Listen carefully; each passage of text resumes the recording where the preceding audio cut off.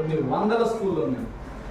ఈ వందల స్కూళ్ళ నుంచి ఫస్ట్ స్కూల్ లెవెల్లో సెలెక్ట్ అవ్వాలి, మండల్ లెవెల్లో సెలెక్ట్ అవ్వాలి. మండల్ లెవెల్లో మన స్టూడెంట్ థర్డ్ ప్లేస్ వచ్చింది. నేను ఆ రోజు మీటింగ్లోనే చెప్పాను, థర్డ్ ప్లేస్లో నిలవడం అనేది నాకు అవమానంగా ఉంది, ఖచ్చితంగా నేను ఫస్ట్ ప్లేస్ ఇస్తానని చెప్పారు.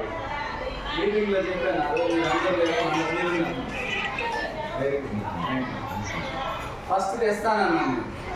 ఆ 3వ ప్లేస్ వచ్చినటువంటి ఆ అమ్మాయిని నియోజకవర్గానికి తీసుకెళ్తే సర్టిఫికేట్లో టాప్ రావాలంటే మళ్ళీ 3 రకాల ఎగ్జామ్స్ ఉంటాయి. ఎలక్ట్రీషియన్ కాంపిటీషన్, దానిలో పాస్ అవ్వాలి.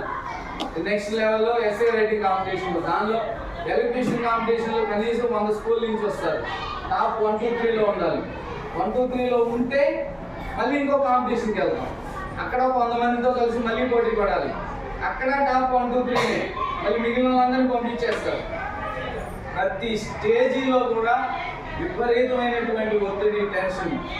అంత కంటెంట్ ఇచ్చి అంత ప్రిపేర్ చేసాం మేము, మా టీచర్స్ అందరూ కూడా రాత్రి బౌర్లు చేసాం. దానికి ఆ పేరెంట్స్ కూడా కోఆపరేట్ చేశారు. కలెక్టర్ అర్జున్ ఆ పిల్లలు పేరెంట్స్, మీ అమ్మ నా పేరు చెప్పినా